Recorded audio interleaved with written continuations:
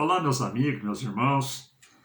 Mais uma vez estou aqui para estar meditando com você na Palavra de Deus. Eu me sinto muito honrado por ter você comigo, ser meu seguidor, estar com a gente aí, participando dos vídeos. E eu peço a você que você interaja comigo, deixa aí seu comentário, deixa aí sua sugestão, algum assunto que você queira que a gente fale aqui, alguma dúvida que você tem na Palavra de Deus, ou algum comentário que você queira fazer que pode estar virando o nosso próximo vídeo. Amém? Vários irmãos aqui, às vezes, me pedem para mim gravar algum vídeo, e a gente grava vídeo conforme a pessoa pede para a gente, né? Compartilhe também essa mensagem, é muito interessante você compartilhar. Compartilhar também é estar fazendo a obra de Deus, é estar evangelizando. Hoje eu quero estar falando com você a respeito da fidelidade de Daniel. Nós sabemos que Daniel foi levado juntamente com o seu povo cativo para a Babilônia e ficaram ali por 70 anos. E conforme alguns estudiosos dizem, não tem como provar, mas Daniel ele foi levado e com certeza ele deve ter sido um dos que voltaram para Jerusalém, né? Isso não tem como afirmar, mas alguns estudiosos dizem que sim. Mas o que nos traz aqui nesse vídeo, o que é? A fidelidade. Embora Daniel, estando em terra estranha, ele permaneceu fiel ao seu Deus. Não saiu da sua posição de fidelidade para com seu Deus. Para tomar por base aqui, Daniel capítulo 1, versículos 5 ao 8, nos diz: E o rei lhes determinou a porção diária do manjar do rei e do vinho que ele bebia, e que assim fossem mantidos por 3 anos, para que no fim desses pudesse estar diante do rei. E entre eles se achavam os filhos de Judá, Daniel, Ananias, Misael e Azarias. E o chefe dos eunucos lhes pôs outros nomes, a saber, Daniel, Belsazar, e a Ananias, Sadraque, e a Misael, Mesaque, e Azarias, Abidnego. E Daniel propôs no seu coração não se contaminar com o manjar do rei. Glórias a Deus. E nós vemos aqui, meus queridos irmãos, que embora eles estivessem cativo, Daniel, ele manteve fiel, não contaminou com o manjar do rei, com as iguarias que o rei comia, com o vinho que ele bebia. Portanto, ele pediu ao chefe dos eunucos que lhe permitisse não se contaminar. E nós vemos aqui, meus queridos irmãos, que através da fidelidade de Daniel, Deus estava com ele em terra estranha. Meu querido irmão, minha querida irmã, saiba, Deus é contigo onde você estiver. Seja lá no seu trabalho, seja lá na sua casa, seja lá onde você estiver, Deus se faz presente na sua vida.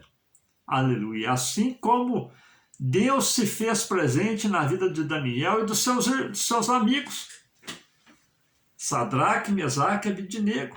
Nós vemos aqui, meus queridos irmãos, que de repente a gente já olha ali para o capítulo de número 2 ali, o rei tem um sonho e agora vem aquela questão, ninguém podia interpretar o sonho do rei. E como se não bastasse, o rei ainda tinha esquecido qual era o sonho. Então, impossível de solucionar um sonho desse, uma revelação dessa. E nós vemos agora que Daniel, ele Após vinham os magos, os adivinhos, ninguém pôde interpretar o sonho porque o rei tinha até esquecido que sonho era esse. Mas ele se turbou. E o sonho qual que era? De uma grande estátua, que a sua cabeça era uma cabeça de ouro. E ali nós vimos, meus amados irmãos, meus amigos, que Daniel, ele teve uma revelação que foi do reino babilônico até o final do milênio. E nós vemos que a cabeça de ouro representava o que? O reino babilônico. Então ele teve um sonho profético, o rei teve um sonho profético e Daniel revelou aquele sonho para o rei. A cabeça de ouro simbolizando o reino babilônico. O peito e os braços de prata simbolizando o reino persa que viria de vir após o reino babilônico. E depois o ventre e as coxas de cobre, o império grego, e as pernas de ferro e o império romano, simbolizando o império romano. E os pés e os dedos de barro, de ferro e de barro, simbolizando a Europa e o fim dos tempos. 10 nações poderosas, e isso nós vemos que tudo isso se cumpriu. Só falta se cumprir qual agora, meus amados irmãos? O pé e os dedos de barro e de ferro, que são 10 nações que irão se unir, 10 nações poderosas, que farão com que conclua todo o plano divino até o final do milênio. E nós vemos aqui, meus queridos irmãos, que tudo já se cumpriu. Daniel foi grandemente usado por Deus naquela interpretação e naquela revelação daquele sonho, e nós vemos por quê? Porque Daniel permaneceu fiel. E nós vemos agora no capítulo 3 que aquela grande estátua sendo levantada. Nós vemos que quando tocava lá os instrumentos, tocava ali a harpa, os tambores, todos tinham que ajoelhar. E agora nós vemos que Sadraque, Mesaque e Abidnego não se dobrava diante da estátua. Meus queridos irmãos, quantos ídolos tem levantado nesse mundo, meus queridos irmãos? Quantos ídolos? Até dentro das igrejas, quantos ídolos têm se levantado? Mas Sadraque, Mesaque e Abidnego não se dobraram diante da estátua. Foram jogados na estátua 7 vezes mais aquecida na fornalha de fogo, mas eles não negaram. E Deus estava com ele no meio da fornalha. Aleluia, porque eles também eram fiéis, permaneceram fiéis. Você quer a bênção de Deus na sua vida? Seja fiel ao seu Deus. Deus fará maravilha na sua vida.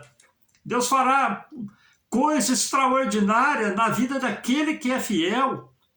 Se a gente olhar no capítulo 4, o rei teve aquele grande sonho de uma grande árvore. E agora, mais uma vez, Daniel vem interpretar o sonho do rei. E coisa interessante que nós vemos também, meus queridos irmãos, que quando Daniel interpreta o sonho do rei, que simbolizando o rei Nabucodonosor, nós vemos, meus queridos irmãos, que ele não se intimidou em falar para o rei. Falar, olha, rei, essa árvore é tua, rei. Se você não se humilhar, se você não reconhecer Deus como Senhor, você vai comer grama junto com os animais. Vai crescer pelo sobre ti e você passará um tempo comendo grama com os animais. Ele não se arrependeu. Quando estando ali na varanda do seu palácio, ele, inchado com a sua vaidade, ele pôde dizer, está aí o meu reino que eu fiz com a própria mão. E no mesmo instante bradou, como o sonho da árvore, um anjo, cortando a árvore e deixando ela acorrentada. Passado de ti é o reino. E ele passou 7 anos comendo grama junto com os animais, até que ele ergueu seus olhos, reconheceu Deus como Senhor. Aí foi retornado o seu reino. Meus queridos irmãos, por que isso acontece na vida de um homem comum, como Daniel? Porque, meus queridos irmãos, ele era fiel. Você quer se prosperar na sua vida, seja financeira, seja na vida emocional, seja lá qual for a área da sua vida, seja fiel, Deus vai prosperar a sua vida. Nós nunca vimos uma questão que Deus não pudesse trabalhar na nossa vida quando nós somos fiéis. Se nós somos fiéis, Deus honra a nossa fidelidade como honrou na vida de Daniel, Sadraque, Mesaque e Abidnego.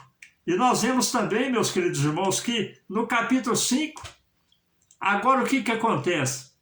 O rei Belsazar lá faz um grande banquete e ali manda trazer os utensílios do templo que foi trazido de Jerusalém, do templo de adoração a Deus, para que ele bebesse naqueles utensílios, naqueles vasos, glorificando o seu Deus, como que estivesse dizendo, olha, eu estou bebendo aqui nos copos, nos vasos, estamos comendo aqui nos vasos, que era consagrado ao Deus de Israel.